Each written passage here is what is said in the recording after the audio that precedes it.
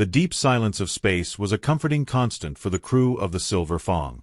Its thrusters hummed steadily as the ship sailed through the vast Andromeda sector, far from the watchful eyes of law enforcement or curious onlookers. Captain Rosa Keel leaned back in her command chair, a rare smile playing on her lips. Today, they had pulled off the heist of a lifetime. "All systems are running smoothly, Captain," came the gruff voice of Varric, her second-in-command. The massive cyborg stood at the helm, his cybernetic eye scanning the ship's status on the console. Despite the success of their mission, his voice held a hint of unease. Rosa, a veteran of the galactic underworld, ran her fingers through her short, silver hair. Her feline-like eyes glowed faintly in the dim light of the bridge. She had lived a life of danger, always the predator. And today, they had won big. "Good work, Ver. We'll be rich once we hand her over," she purred. A few more jobs like this, and they could buy their own planet, hidden far away from galactic law enforcement. The crew had kidnapped important targets before, politicians, warlords, even royalty, but this job was different. The girl they had snatched from Area 9 was special. Rosa didn't know all the details, but the contract was simple. Kidnap the girl, wait for payment, then disappear. No questions asked. It sounded like easy money. But Varric wasn't convinced. His mechanical arm twitched as he worked the controls. "This feels too easy, Cap. No resistance, no one chasing us." "Feels off," he muttered. Rosa dismissed his worries with a smirk. "You're paranoid, Varric. We've handled worse jobs than this." But Varric remained uneasy. He had been with Rosa for nearly a decade, and his instincts had saved him more times than he could count. Down in the ship's lower decks, the girl they had captured lay unconscious in a stasis pod, surrounded by a soft, blue light. She looked ordinary, dressed in simple clothes. But something about her pale, delicate features suggested there was more to her than met the eye. Joran, a wiry crew member, entered the room to check on her. He tapped on the glass of the pod, smirking. "You're worth a fortune, little lady," he muttered, wondering what she had done to make someone pay so much for her capture. Suddenly, the ship's comm system crackled to life. "Crew, report to the bridge." "Now," Rosa's voice commanded, cold and sharp. Something was wrong. When Joran arrived on the bridge, the crew had already gathered. Rosa stood in the center, her arms crossed, staring at the ship's main display. Varric was beside her, jaw clenched. A blinking signal had appeared on the long-range sensors. "What's going on?" Joran asked, sliding into his seat. Varric spoke first. "Something's tailing us, closing in fast. Faster than anything we've seen." "Pirates?"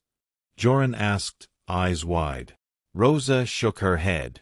"No, pirates would have ambushed us by now. This is different." The Silver Fong was fast and heavily armed, designed to outrun trouble. But whatever was chasing them wasn't slowing down or sending any signals. As it drew closer, Varric zoomed in on the image. "It's a single ship," he said quietly. Rosa's eyes narrowed. "One ship? What kind of ship moves that fast?" Before anyone could answer, the ship's comm system lit up again. A cold, unmistakable voice broke through the static. "You have something of mine," the voice said. Rosa's stomach turned to ice. She didn't need to hear the name to recognize the voice. It belonged to Kane Drake, the deadliest man in the galaxy. Stories of him were whispered in every dark corner of the universe. Entire fleets had fallen to him. Some said he had retired, others claimed he had died. But he wasn't dead. And now, he was coming for them. "What do we do, Captain?" Joran asked, his voice shaking. Even he knew what this meant. Rosa knew they couldn't outrun Drake. His ship was faster and more advanced. Fighting him head-on would be suicide. "Prepare for evasive maneuvers," she ordered, her voice steady. "We'll lose him in the Moira Nebula." The Moira Nebula was a dangerous region of space filled with electromagnetic storms and gravitational anomalies. It was risky, but it was their only hope. If they could hide there, maybe Drake would give up the chase. As the crew scrambled to follow her orders, Rosa stared out into the cold expanse of space. This job was supposed to be easy, just another payday. But now, they had crossed the deadliest man in the galaxy, and there was no turning back. In the stasis pod, the girl stirred. Her eyes flickered open. Though disoriented, she knew one thing for sure: her father was coming. The Silver Fong hurtled through hyperspace, its engines straining as the crew pushed the ship to its limits. Outside the viewport, streaks of starlight blurred past, but no one on the bridge was admiring the view. Their focus was on the blinking icon on the ship's long-range scanner, tracking the relentless predator tailing them. Captain Rosa Keel stood at the center of the bridge, arms crossed, as her crew worked frantically around her. She had been in tough spots before, but none like this. No one escaped Kane Drake once he was on their trail. His reputation was brutal and absolute. Varric, her second-in-command, looked up from his console. "He's still gaining on us. We need to do something fast, Captain." Joran asked from his station, "Any chance he's bluffing?" "Drake doesn't bluff," Varric said grimly. "If he's after us, we're dead, unless we find a way out." Rosa paced the length of the bridge, thinking furiously. She had one advantage: Drake didn't know the terrain ahead as well as she did. She had flown these star lanes many times, smuggling goods and avoiding patrols. If she could lure him into the Moira Nebula, they might have a shot at losing him. "Set a course for the nebula," Rosa ordered. "We'll lose him in there." Varric hesitated. "It's dangerous, Captain. Even if we make it in the storms." "I know the risks," Rosa snapped. "But we don't have a choice." Varric nodded and keyed in the new coordinates. The ship banked sharply, changing course toward the swirling mass of dark, electric clouds ahead. The Moira Nebula loomed in the distance, its turbulent energy flickering with lightning. It was beautiful in a way, but it was also a death trap for any ship that ventured too close. Behind them, Kane Drake's ship, the Widowmaker, was a dark silhouette against the vastness of space, its engines flaring as it closed the distance with terrifying precision. Inside the cockpit, Kane sat calm and silent, his eyes locked on the faint signature of the Silver Fong on his HUD. He had been in this situation before, hunting prey through the vastness of space. They always ran, and he always caught them. But this time was different. This time, it was personal. Course change detected. The ship's AI chimed softly. Kane glanced at the display, seeing the Silver Fong veering toward the nebula. His brow furrowed. The Moira Nebula was a dangerous choice, even for desperate smugglers. Its storms could tear apart even the strongest shields, and its gravitational anomalies could throw off even the most advanced navigation systems. But he wasn't about to let them slip away, not after they had taken his daughter. "Lock course," Kane commanded. "Maintain pursuit." The AI complied, and the Widowmaker followed without hesitation. Kane leaned back in his seat, focused on the hunt. He wasn't worried about the nebula. His ship was faster, more advanced. He had faced worse and survived. What he couldn't afford was losing Lyra. In the depths of the Silver Fong, Lyra Drake had regained her full senses. Her body was weak from the stasis field, but her mind was sharp.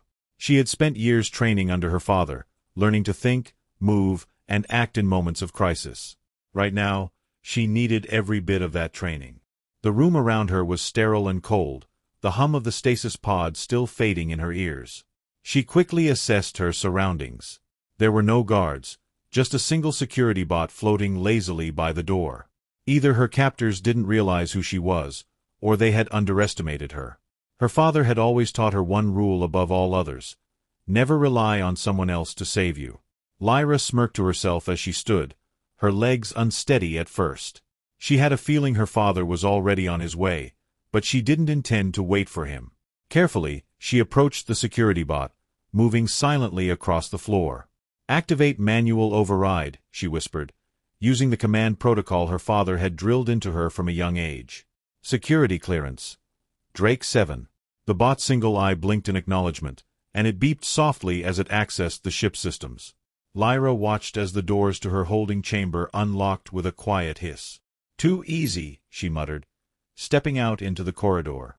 The ship wasn't large, and it didn't take her long to find her way to the central corridor.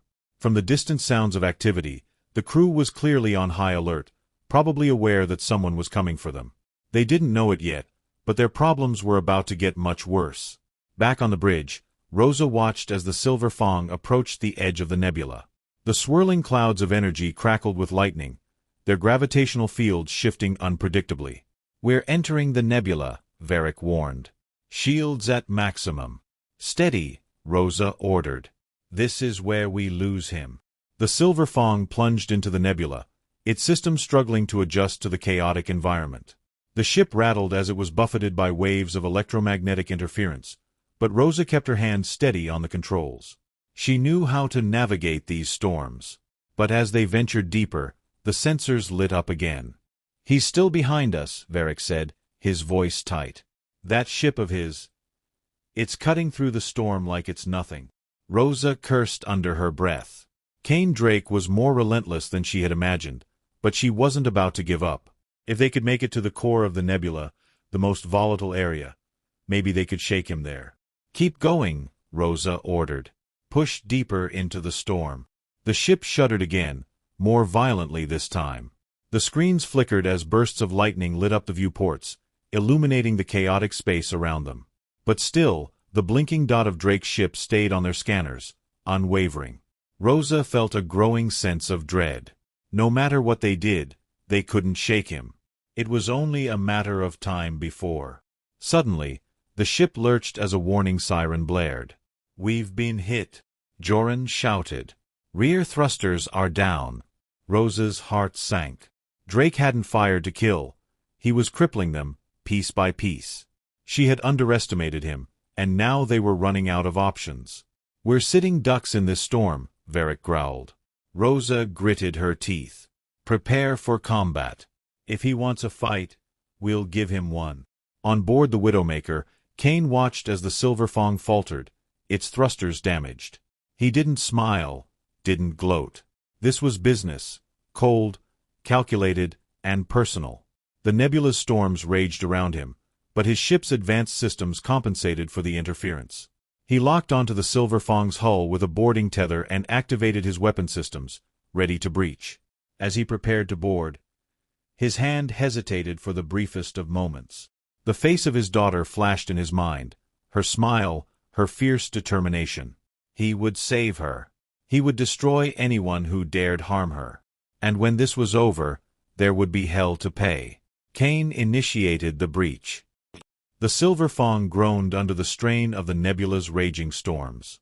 The ship's hull creaked as bursts of electromagnetic energy crackled across its weakened shields, flickering weakly in response. Inside, the crew scrambled to repair the damage, but there was no mistaking the fact. Kane Drake had them cornered. On the bridge, Captain Rosa Keel paced back and forth, frustration growing with each passing second.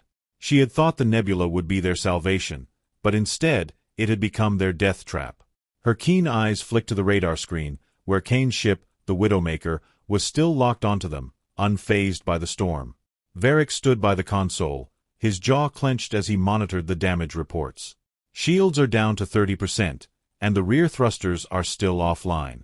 If we take another hit, we're done." Rosa cursed under her breath, her mind racing. "What about weapons?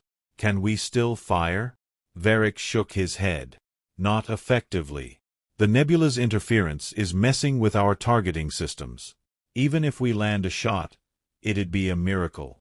Joran, manning the communications terminal, looked up nervously. "Cap, maybe we should consider surrendering. Maybe we can bargain with him." Rosa snapped. "We're not bargaining with Drake. He's not a merc we can bribe, he's a war machine. The moment we give up, we're dead." Varric spoke quietly, glancing at Rosa. "He's coming for the girl, not us. Maybe if we give her up." "I said no," Rosa cut him off, her voice sharp and final. "The contract says we deliver her alive. That's what we're going to do. We don't get paid if she's dead." Varric stared at her for a moment but didn't push further. Rosa's mind was set. In the lower decks of the ship, Lyra Drake moved with careful precision through the dimly lit corridors. Her heart raced, but she kept her breathing steady, her focus razor-sharp. She had already disarmed the basic security systems, and now she was on her way to the armory. As she reached the armory, the door slid open with a soft hiss. Inside, rows of weapons were neatly arranged. Energy rifles, plasma grenades, and a variety of blasters. Lyra's eyes scanned the selection quickly, and she grabbed a small, handheld plasma cutter from a shelf. It wasn't a weapon, but it would do for what she had planned. She heard footsteps behind her and spun around just in time to see one of the crew members, a tall, burly man with a scar across his face, step into the armory. His eyes widened in surprise as he saw her standing there. "You're not supposed to be." Before he could finish, Lyra launched forward in a blur of movement, using the plasma cutter to slash through the power conduit on the wall. The lights in the armory flickered as the electrical system shorted out. The man barely had time to react before Lyra disarmed him with a swift strike to the throat, knocking him unconscious. Lyra stood over the fallen crewman, her breathing steady. She hadn't killed him. Her father had taught her never to take a life unless absolutely necessary, but she knew there wouldn't be time to avoid bloodshed for much longer. With the plasma cutter in hand, she set off toward the engineering bay. She had a plan, a risky one, but it might give her father the time he needed to get them out. Above, Kane Drake moved with calculated precision through the halls of the Silver Fong. His every step measured, his every action deliberate. His boarding tether had sliced cleanly through the ship's outer hull, and he had entered without a sound. The crew hadn't even realized he was on board. Kane wasn't here to kill. He was here for one reason only, to get his daughter back. As he approached the central corridor leading to the bridge, he heard the sound of heavy footsteps, guards coming his way. Kane pressed himself against the wall, waiting. The guards turned the corner, two of them armed with heavy rifles. Before they could react, Kane disarmed the first guard with a single bone-crunching twist of the wrist, sending the rifle clattering to the floor. The second guard barely had time to raise his weapon before Kane slammed him into the wall, knocking him unconscious. Kane continued his advance. He didn't need a map. He knew exactly where the command center was and where the stasis pods were kept. He was getting closer to Lyra. On the bridge, Rosa's hands gripped the armrests of her chair as the ship shook violently. Another barrage of energy blasts from Drake's ship had torn through their remaining shields, and the hull integrity was rapidly deteriorating. "Captain, we've got a breach," Joran shouted. "Portside, near the lower decks." "He's on board." Rosa's eyes narrowed. "He's here." Varric glanced at her, his cybernetic eye scanning the interior systems. "There's no way we can stop him now if he's on the ship." "Prepare for defense," Rosa ordered. "Lock down all key areas, especially the stasis pod bay. He's coming for the girl, but we're going to make him bleed for it." She keyed in the ship-wide intercom. "All crew to defensive positions. This is it. Kane Drake is on board. We stop him here, or we die." The crew scrambled to follow Rosa's orders, but fear was evident in their eyes. They had all heard the stories about Kane Drake, and none of them wanted to face the man who had brought entire fleets to their knees. As Rosa finished giving her orders, a soft beeping caught her attention. The main console flashed with an alert. "Internal sabotage in progress," the message read.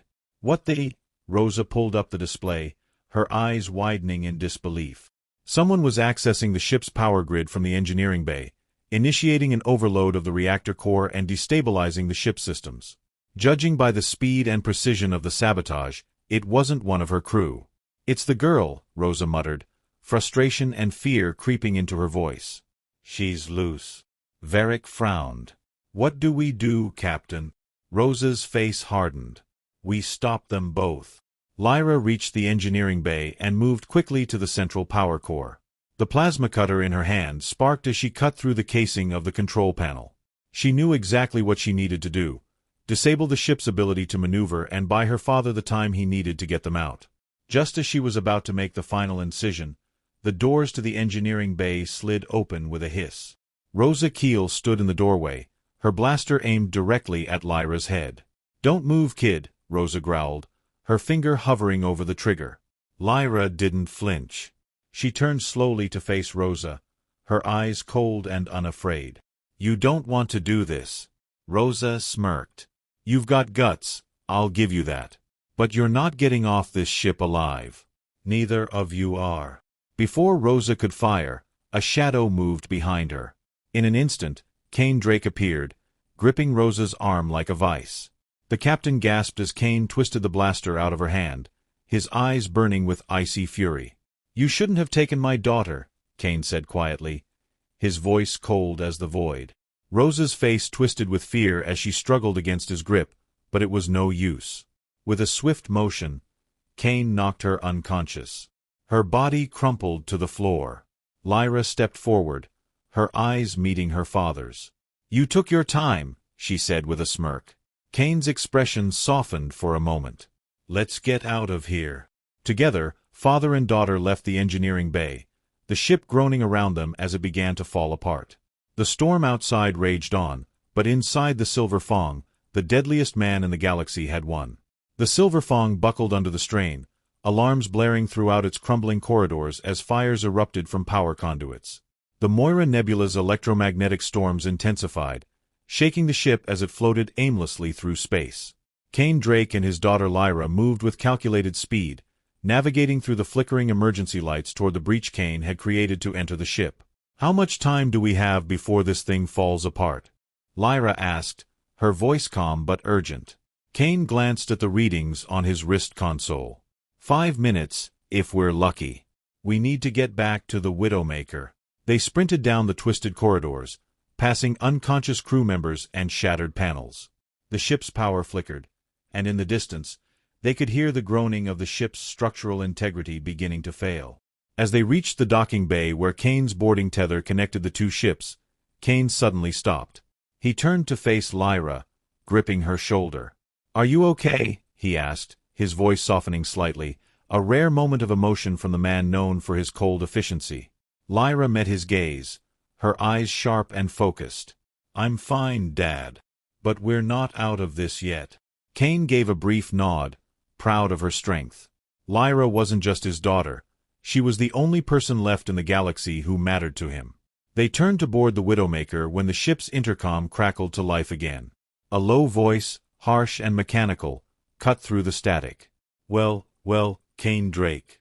You didn't think we'd let you take her that easily, did you?" Kane froze, his jaw tightening. He recognized that voice. It wasn't Rosa, the captain of the Silver Fong, but something much worse, the Consortium. The Consortium was an elusive, shadowy organization that controlled some of the galaxy's most dangerous mercenaries, arms dealers, and corrupt politicians. If they were involved, this was no ordinary bounty job. This was a trap. "They've been watching us the whole time," Lyra whispered, her eyes widening as realization dawned. Kane's hand hovered over his blaster as he looked around the docking bay, scanning for any signs of movement. The Consortium rarely operated openly, but when they did, they used overwhelming force. They controlled entire fleets, manipulated governments, and possessed advanced technology. The fact that they were involved meant this wasn't just about Lyra, it was about power. "They're coming," Kane said quietly, his voice calm despite the danger. "We need to leave now." Back on the bridge of the Silver Fong, Rosa Keel stirred from unconsciousness, her head pounding. She blinked against the harsh lights as the ship's alarms blared, trying to gather her bearings. She was slumped against the control panel, her arm throbbing where Kane had disarmed her. As she struggled to her feet, a voice echoed through the ship, the same voice that had spoken to Kane. "Captain Rosa Keel, you failed your mission." Rosa's blood ran cold as she recognized the voice. She had only ever dealt with them through intermediaries, but she knew exactly who the Consortium was. They had hired her to abduct Lyra Drake, promising her enough wealth and power to disappear from the galaxy's radar forever. But now she had failed, and the Consortium never tolerated failure. "They're going to kill us," Rosa muttered to herself, panic creeping into her voice. The voice on the intercom continued, merciless and cold. "Your usefulness is over. Goodbye, Captain." Suddenly, the ship shuddered violently, but this time it wasn't from the damage the Silver Fong had already sustained. Rosa stumbled to the viewport, her eyes widening in horror as a fleet of sleek, black ships emerged from hyperspace, surrounding the Silver Fong and the Widowmaker. The ships were heavily armored and bristling with weapons, Consortium warships designed for one purpose: annihilation. Rosa's heart pounded. There was no escape. She was trapped, and she knew it. On board the Widowmaker, Kane and Lyra had just sealed the docking bay door when the proximity alert blared. "Enemy ships incoming," the AI reported. Consortium fleet detected. Kane's eyes narrowed as he scanned the readouts. The Consortium ships had already begun to lock weapons on both the Silver Fang and the Widowmaker. He had known this job was bigger than it seemed, but he hadn't expected this, a full-scale attack. The Consortium wanted Lyra for reasons far beyond a simple ransom. She was part of something larger, something far more dangerous. "We're outnumbered," Lyra said, her voice calm despite the urgency. Kane didn't respond at first. His mind worked through the possibilities, scanning for weaknesses in the Consortium's formation. He knew they wouldn't stop until they had Lyra, or destroyed everything in their path trying. "We'll have to outsmart them," Kane finally said. "Get to the weapons systems. I'll pilot." Lyra nodded and ran to the weapons console, pulling up the targeting system. Meanwhile, Kane strapped into the pilot's seat, his hand steady as he prepared the Widowmaker for what would be one of the most dangerous battles of his life. The first volley of energy blasts lit up space, Consortium ships firing in perfect unison. Kane's hands flew across the controls, spinning the Widowmaker in a tight arc as he dodged the barrage of fire. The ship shook violently, but it held. Lyra locked onto the closest enemy vessel, firing. The Widowmaker's weapons roared to life, sending a hail of plasma bolts toward the lead Consortium ship. The blast struck its shields, causing them to flicker, but the enemy ship returned fire with overwhelming force. Kane barely managed to pull them out of the line of fire as another volley streaked past. "They're hurting us," Lyra said, her eyes focused on the tactical display. "They're trying to trap us between their ships and the nebula." Kane's jaw tightened. "Not if we turn the nebula to our advantage." Without warning, he steered the ship directly into the heart of the Moira Nebula. The swirling clouds of electromagnetic storms grew denser, lightning crackling all around them. The Consortium ships hesitated, their sensors scrambled by the nebula's interference, but the Widowmaker pressed on, its advanced systems compensating for the storm. "We can't fight them head-on," Kane said. "We have to use the nebula's storms to level the playing field." Lyra nodded, understanding her father's plan. The nebula's chaotic energy fields could disrupt the Consortium's communications and weapons systems, giving them a chance to strike without being overwhelmed. As they dove deeper into the nebula, the Consortium fleet pursued. But their formation faltered. Their ships struggled to maintain position in the storm, while the Widowmaker navigated with precision. Kane spun the ship around, launching a volley of missiles into the heart of the enemy fleet. The explosion sent shockwaves through the swirling clouds, and one of the enemy ships erupted in flames, overwhelmed by the nebula's energy. Lyra smiled grimly. "That's one down." But more ships were closing in, and the nebula wasn't enough to stop them all. "Dad," Lyra said, her voice tight. "We can't stay here. The nebula's tearing us apart." Kane gritted his teeth. He knew she was right. The ship's hull was already starting to fracture under the pressure, and the Consortium wasn't giving up. They couldn't win this fight, not alone. Just then, a new signal appeared on the radar, cutting through the nebula's interference. It was a large ship, much larger than any of the others. Lyra's eyes widened as she recognized the signature. "It's a destroyer." Kane's heart sank. The Consortium had brought their full might to bear. Even the Widowmaker wouldn't survive against a ship that size. Before he could react, the destroyer unleashed a massive energy pulse, sending a shockwave through the nebula. The Widowmaker shook violently, and the controls flickered. "We're losing power," Lyra shouted. Kane slammed his fist into the console, desperately trying to regain control. The Widowmaker sputtered, its engines failing as the destroyer closed in for the kill. But just as the Consortium flagship prepared to fire, a bright, blinding light exploded from behind it. Another ship, sleek and deadly, dropped out of hyperspace, its cannons blazing. The Consortium fleet scattered as the new arrival tore through their ranks with ruthless efficiency. Kane's eyes widened in shock. "That's the Resistance." Lyra looked at him in disbelief. "The Resistance? They're fighting the Consortium?" Kane didn't have time to explain. "We're out of time. Hold on." Using the distraction, Kane rerouted power to the engines and pushed the Widowmaker forward, escaping the nebula just as the Resistance ships engaged the Consortium fleet in full-scale battle. As they sped away, Lyra looked back at the chaotic scene unfolding behind them. The Consortium had been defeated, for now, but this wasn't over. They had learned one thing today. The galaxy was on the verge of something much bigger, a war for control of everything. Kane glanced at his daughter, his expression grim. "We've stepped into a war, Lyra. The Consortium won't stop coming after you." Lyra met his gaze, her eyes filled with determination. "Then we'll make sure they regret it." Kane gave a small, approving nod. Together, they vanished into the stars, ready to face whatever the galaxy had to throw at them next.